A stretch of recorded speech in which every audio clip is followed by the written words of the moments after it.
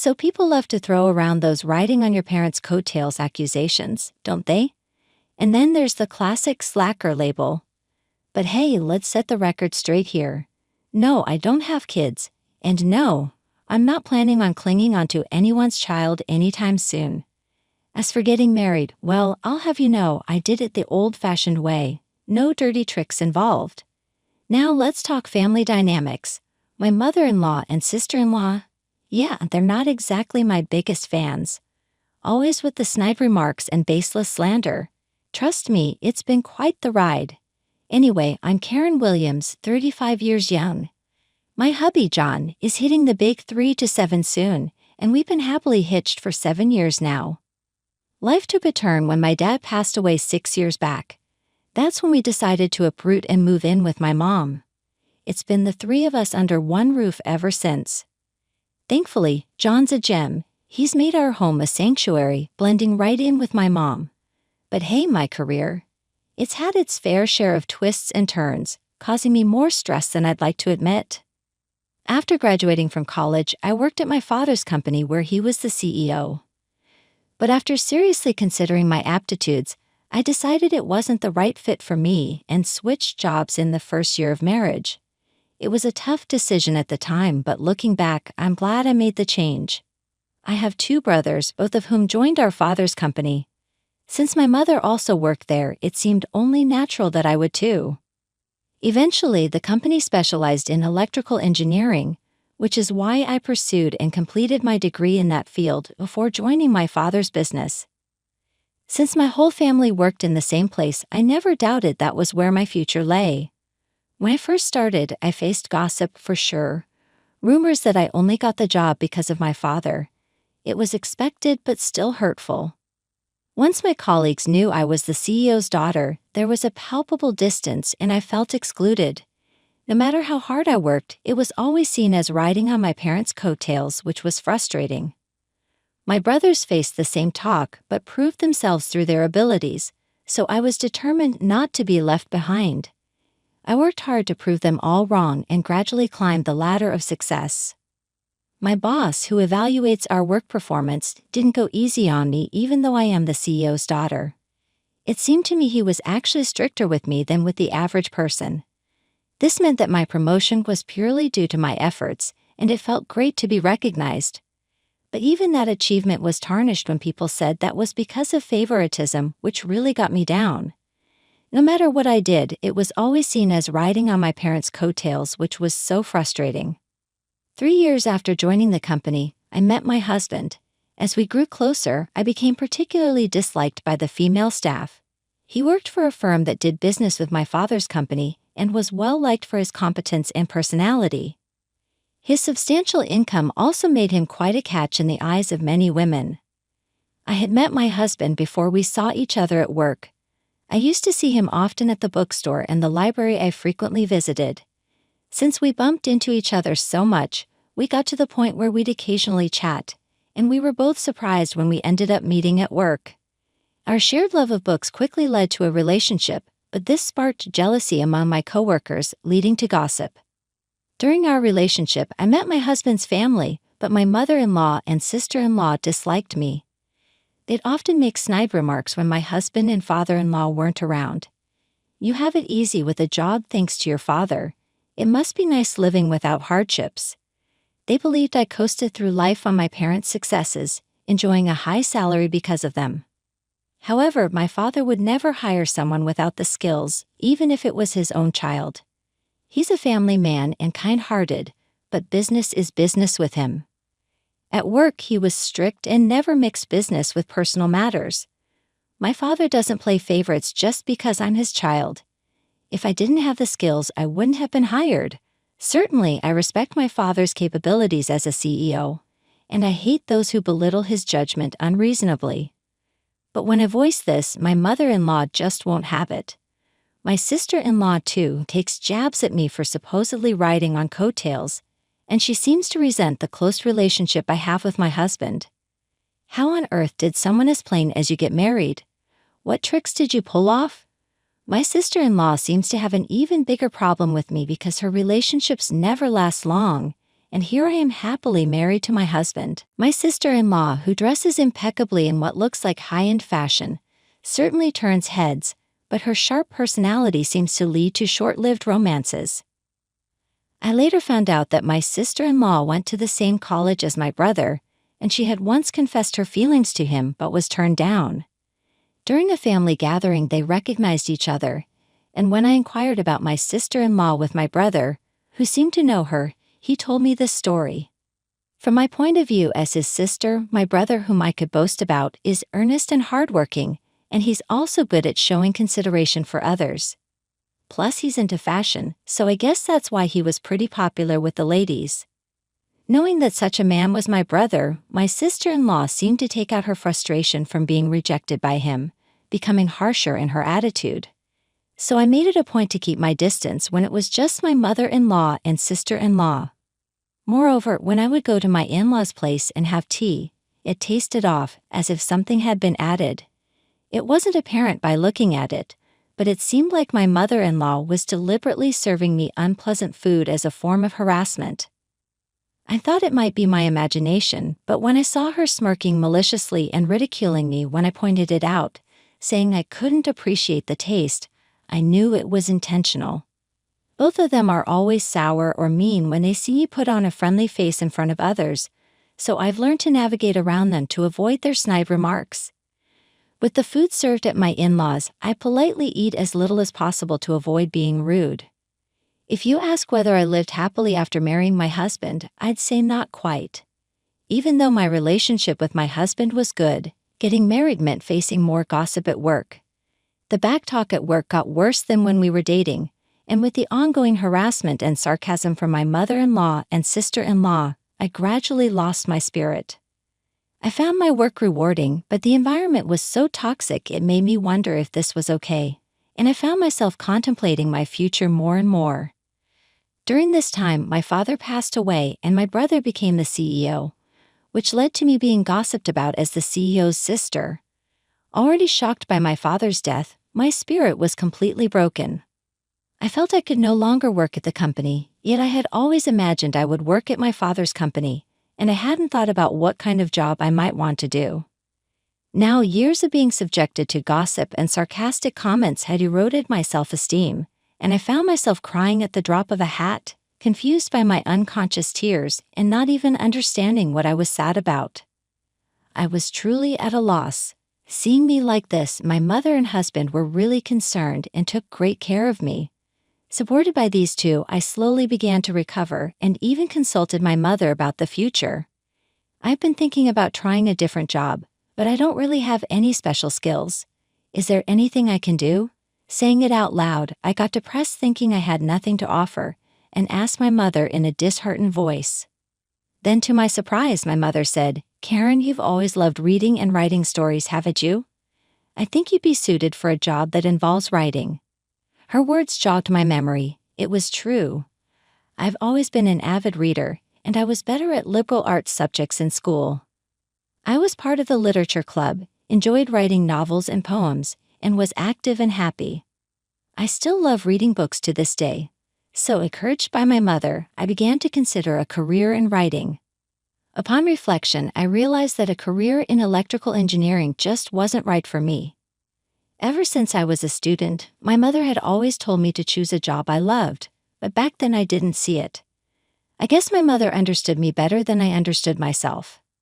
So I decided to make a fresh start and set my sights on becoming a novelist and began working as one. However, being a beginner, it was tough to find work and I was chipping away at my savings every day. I faced my computer continuously writing.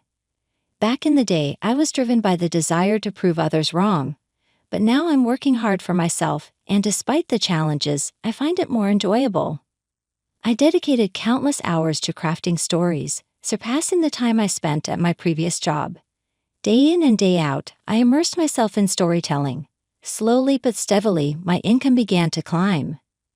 By the end of the second year, I was earning close to the average office worker's salary, although it fell short of what I used to make. In the fourth year, everything changed. One of my novels received an award and was published, opening doors I never imagined. Soon after, I secured a contract with a publishing house, guaranteeing a steady stream of work. By the 5th year, thanks to a breakout novel, my earnings surpassed even my husband's substantial salary. My stories began to take on new forms, adapted into comics and dramas, ensuring a consistent income stream. The journey hasn't been easy, but as a novelist, I've found my true calling. I realize now that my previous jobs weren't the right fit for me, yet I couldn't have come this far without the unwavering support of my mother and husband. They've been my rock throughout this incredible journey. As for my mother-in-law and sister-in-law, when they heard I became a novelist, they just assumed I wouldn't make it and started making snide remarks, suggesting I was leeching off my husband. After my father-in-law passed, their comments seemed to get even worse. Since I write mostly at home, they've taken to calling me a nerd, and because our home is in a high-rise luxury condo, their jealousy makes their remarks even nastier. "You're just lazing around at home living off your husband's earnings, aren't you? Must be nice. Life's easy when you don't have to work for it." They assume my husband is the one who bought our condo and covers all our living expenses.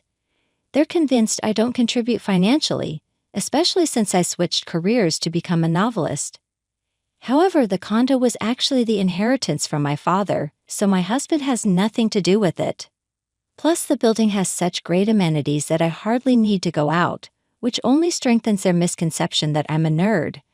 But I split the living costs with my husband, and even though I've explained this, they still believe that my husband is paying for everything.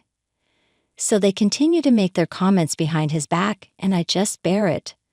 Although it's definitely stressful, they also make rude comments about how I haven't given birth to a child. This started when I turned 30, and it's just so tiresome.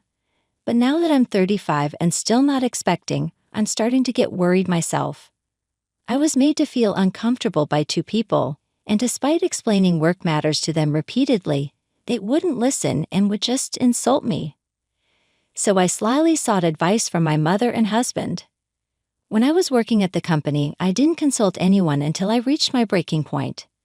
So, learning from that, I decided to talk to them early on.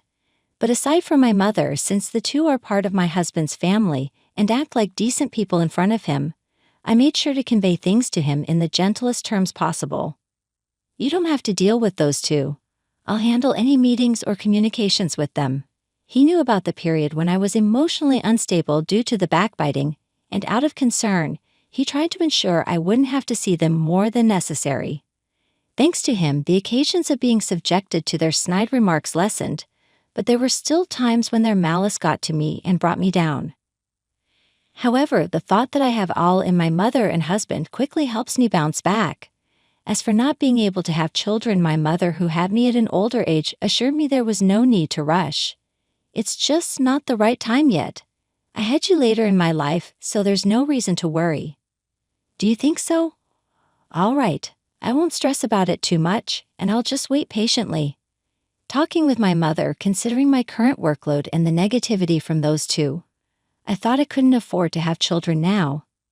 So even though I felt rushed, I decided not to worry about it as much as possible. I still got snide remarks from the two of them, but my mental state was more stable than when I was working at the company.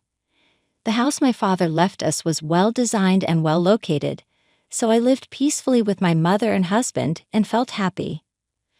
Plus, with the gym equipment and workspace in the shared facilities, I could exercise and take breaks during work, which helped me get by smoothly. However, one day my mother, who had been working energetically, suddenly collapsed and passed away from a stroke. She had gone to work as usual that day, and I had sent her off with a smile. She had no chronic illnesses, and I thought she would live much longer, so I was stunned when I found out. By the time I got to the hospital, my mother had already passed away. I stared at her, who looked as if she had just fallen asleep, with disbelief.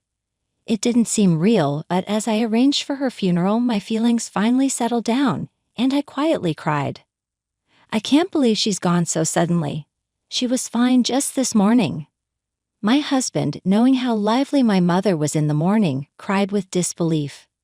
He had a close and long relationship with her, so he was mourning as well. While we were sad, we prepared for the wake and funeral, and we manned the reception. Seeing acquaintances come by and mourn, I realized how loved my mother was and felt consoled. My mother-in-law and sister-in-law came, and perhaps because they were with my husband, they acted somberly. But when my husband was busy with other people, they whispered to me, "With your mother gone, it's going to be tough from here on out. And since we're family, we don't need condolence money, right? Don't worry, I won't give a dime to someone who's just a gold digger." I was appalled by their insensitivity at such a time. They were stingy about the condolence money and even mocked me, saying I had been too dependent on my mother for my age. I was still in a state of shock and numbness after my mother's sudden passing, but I couldn't help but feel angry at the insensitivity of those two. Before I could respond, my husband came over and the two of them quickly pretended to be sad and left. I was astonished at their audacity, but I decided to focus on mourning my mother rather than dwelling on their rudeness. Even after the funeral was over and I was back home, I was still overwhelmed with grief and felt listless. I sat down on the couch, still in a daze. During the funeral preparations and the service itself, I was kept busy enough to somewhat distract from the sorrow, but once home, the memories of my mother came flooding back. Thinking of how vibrant she had been made me even more sorrowful, and the sense of loss was overwhelming. My eyes and nose were sore from all the crying, but being back home made me realize just how recently she was still alive, and despite thinking I had cried all my tears at the funeral, I found myself tearing up again. I was deep in my grief, but a rational part of my mind knew that I couldn't afford to stay this way. I had a lot of manuscripts to write by a deadline. With the funeral and everything, I had already made arrangements with the publishing house, and I knew I couldn't take advantage of their understanding any longer. My mother supported my career, so in her honor, I tried to calm my grief and resolved to get back to normal starting tomorrow. While I was doing this, I got a call from the front desk saying there was someone at the door claiming to know me. My husband inquired further and found out it was my mother-in-law and sister-in-law. I wondered what they could want since we had just seen each other at the funeral. I didn't feel like seeing them, but in hopes of a distraction from my sadness, I washed my face and decided to go down with my husband. As we descended to the first-floor entrance, puzzled by their visit, we regretted it. Before we could even speak, they said with a smile, "We're going to be living in your house from today, so show us around, please, and since this is our home now, you, a stranger, need to leave right away." We were stunned by their words, unable to comprehend. As we stood there agape, they demanded we hurry up and show them around the house. I didn't understand what was happening, but to get to the bottom of things, my husband suggested we head to a nearby store to talk it out. He was worried about showing them around the house right away. Rather than that, hurry up and show us around the house. It's ours from today on. Yes, hurry up, they both complained, apparently unsatisfied with the idea of discussing the matter anywhere but the house.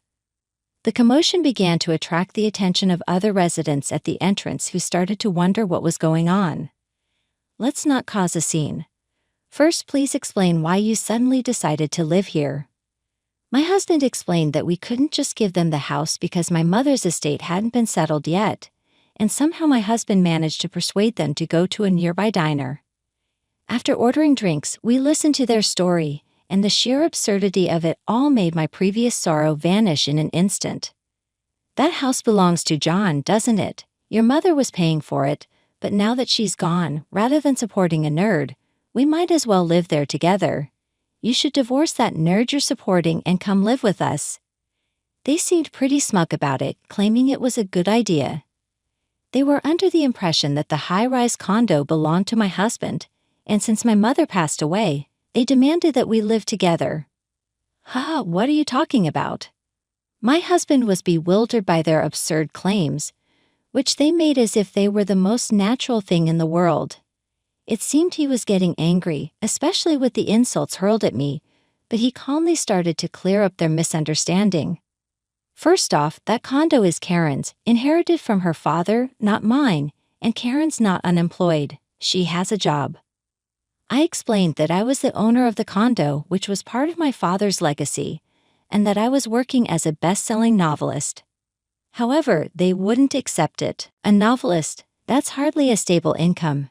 There's no need to defend her just because she's your wife, right? Defending her like that, are you brainwashed or something?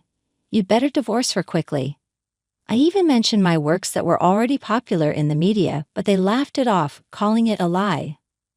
What kind of upbringing allows someone to speak like that? Didn't your mother teach you anything? You'd be better off not telling such lies. Being ridiculed about my mother and the work I've poured my heart into, I was truly getting steamed. I've been patient until now, but decided it was high time to speak up. Just as I was about to open my mouth, my husband, who'd been irritably explaining to the two unlistening people, lost his cool before I did and burst out in anger. Enough already, stop talking nonsense, don't you ever mock Karen. The two were taken aback by my husband's rare show of fury. We've explained it time and again. How many times do I need to say it for you to get it? Karen isn't half-heartedly pursuing her writing career. With my husband's outburst, it seemed they finally began to realize that everything we had been explaining was the truth, and confusion set in. Okay, I get it. We're sorry. Let's live together then. I've already told my friends I'm moving into the high-rise condo. It's going to be embarrassing if I don't, so let us move in. Still, without sincere regret or sorry, their attitude about wanting to live with us didn't change. My husband, growing even angrier, declared, "There's no way we're living with you two. Just go back home." He seemed more disappointed than I was that his own family would suggest such a thing, his rejection of them even stronger. Panicked by his words, they began pleading with my husband to let them stay. "We're in a bind here. We've already sold our family home and have nowhere to live." What? What do you mean? It turned out they had sold their house without telling us, assuming they could move into ours. They were already arranging to move and hadn't even looked for another place. Starting to make wild claims out of desperation. "So it's okay for you if your family is left high and dry. Just let us stay with you." I quit my job thinking I was going to live in the condo. Their faces turned pale as they desperately implored my husband to let them stay in our house. My sister-in-law quit her job, it seems, and after constantly mocking me for being a nerd, it's pretty clear she was fully intent on leeching off my husband herself. And it's just plain rude, family or not, to show up unannounced like that. From the barrage of complaints to my husband, it was obvious they pegged me as the villain, imagining themselves as the heroes and saving my husband from me. That's why they thought it'd be a great idea to show up out of the blue, convince my husband to kick me out, and then move in together thinking he'd be thrilled about it. "We'll take care of everything at home so it's all good, right? We'd like to get a little something for doing the chores if that's okay." They claim they'll do the housework but also have the nerve to ask for an allowance. I was utterly taken aback by their shameless attitude. I was angry at them, sure, but more than that, I began to think getting mad at them was just a waste of energy.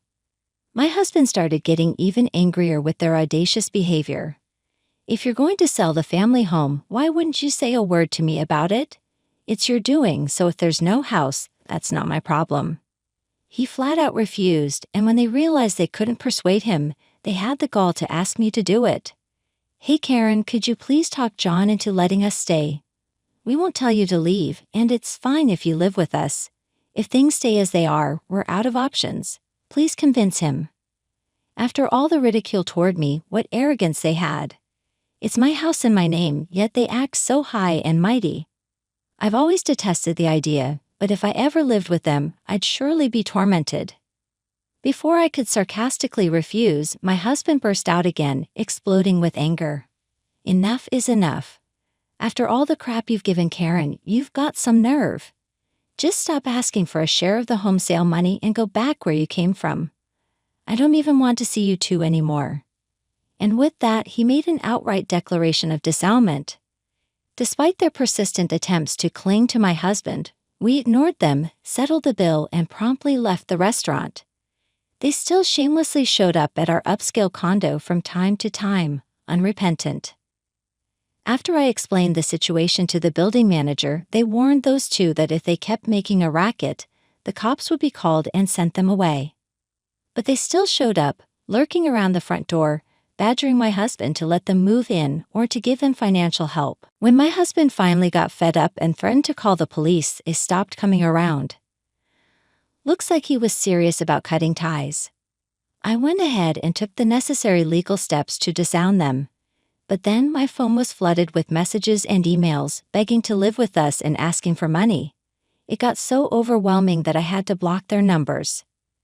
Turns out their family home wasn't worth much, and they had no savings of their own, so they ended up selling what they could and moving into a cheap rundown apartment. They're now scraping by with multiple part-time gigs, living a busy life. Meanwhile, some good news came my way. I'm pregnant.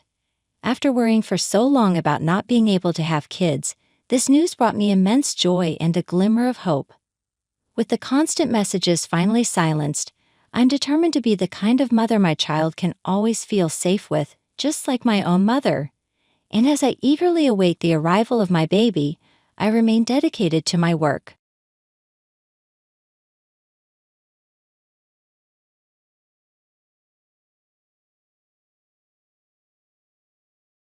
I sat quietly beside the bed, watching Emily, my wife, as she rested.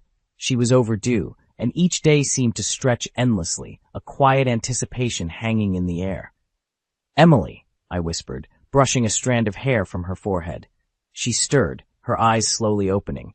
"How long have you been sitting there?" she asked, her voice tinged with sleep. "Long enough to remember why I fell in love with you," I replied, trying to infuse some lightness into the moment. She smiled, but it was shadowed with unease. "I just wish Margaret would let us have these last few days to ourselves," she said, a hint of frustration in her tone. Margaret, my mother-in-law, had always been a thorn in our side, particularly for Emily. I had witnessed her harsh treatment and unkind words towards Emily over the years, each incident casting a long shadow over our lives. "I spoke to her yesterday," I said, recalling the difficult conversation. "Told her we needed space, especially with the baby coming. The midwife was clear about the stress being bad for both of you." Emily's expression tightened. "And how did she take it?" "About as well as you'd expect. But I was firm. This time is about us, our new family." Her hand found mine, her grip tight. "Thank you," she said, her eyes moist. "I just can't handle her right now, not with the baby so close." "I know," I reassured her, holding her hand firmly. "I'll take care of it." We sat together, the unspoken history of Margaret's behavior between us. From demeaning comments to more overt acts of hostility, the impact on Emily was profound. But in that moment, with the gentle morning light around us, I felt a renewed determination. I was ready to protect Emily and our soon-to-be-born child, no matter what it took. As Emily fell back into a light sleep, my thoughts were interrupted by the sound of a car outside. Peering through the window, my heart sank at the sight of Margaret's car in the driveway. She had come uninvited, as was her habit. Taking a deep breath, I stood up. It was time to confront what lay ahead. As I descended the stairs to confront Margaret, my mind raced back through the years, replaying the myriad of ways she had inflicted pain upon Emily. It was like flipping through a dark photo album, each memory a snapshot of cruelty. Emily was 16 when I first met her. Even then, Margaret's shadow loomed large over her life. I remember a high school dance where Emily's hair had been roughly chopped off, an uneven bob that she tried to hide under a hat. "Mom thought it would look better short," she had whispered to me, her eyes downcast. That was Margaret, always asserting control, even over Emily's appearance. The abuse wasn't just physical. It was the constant gaslighting, the relentless undermining of Emily's reality. Margaret, aided by David and Alex, would spin tales, weaving false narratives that left Emily questioning her own sanity. They were a united front against her, a family that seemed to relish in her confusion and pain. One particular incident stood out in my mind. It was a family dinner, a supposed celebration of Emily's promotion at work. Instead of congratulations, Margaret had spent the evening belittling Emily's achievements, comparing her unfavorably to Alex, the golden child. "You might have a fancy job, but Alex has real skills," she had said, her words dripping with disdain. It was more than just words. There were the unannounced visits, the unwanted gifts that felt more like invasions, the blatant disrespect of our space and privacy. They would sneak into our house when we were out, going through our things, leaving a trail of discomfort and unease in their wake.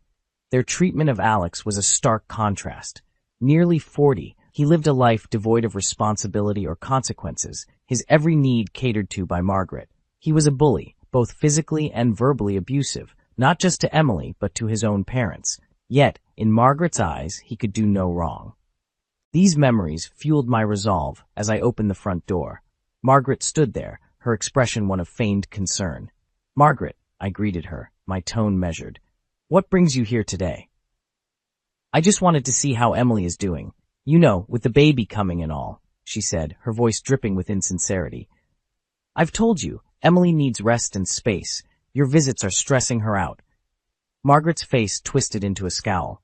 "I'm her mother. I have every right to be here." "Not when your presence is harmful." "We've discussed this," I said, standing firm. She huffed, her eyes flashing with anger. "You're keeping me from my daughter and my grandchild." "I'm protecting my family, Margaret. That's my right." As she turned and stormed off, I knew this was far from over. But for now, I had drawn a line, one that I hoped would shield Emily and our child from the shadows of her family's past. The days following my confrontation with Margaret were tense, filled with a silence that was both welcome and foreboding. Emily, sensing the undercurrents, often asked if everything was all right. Each time I assured her it was, not wanting to add to her stress. But the truth was, things were far from all right. I couldn't shake the feeling that we were on the edge of something inevitable and potentially explosive. Margaret's visits had stopped, but her presence loomed like a dark cloud over our home. One afternoon, while Emily rested upstairs, I heard a knock at the door. Bracing myself for another round with Margaret, I was surprised to find David standing there, his eyes downcast. "Can we talk?" he asked, his voice barely above a whisper. I nodded, leading him into the living room. The tension was palpable as he sat down, his hands fidgeting in his lap. "It's about Alex," he began, his voice strained. "Margaret doesn't see it, but he's out of control." I listened, my heart heavy, as David recounted recent incidents of Alex's aggression. He spoke of unprovoked outbursts, of physical altercations that left both him and Margaret bruised and shaken. It was a side of Alex I had seen glimpses of, but never to this extent. "He needs help," David concluded, his eyes meeting mine. "But Margaret won't hear of it. She says we're imagining things, that Alex is just spirited." The revelation was jarring, yet not entirely surprising.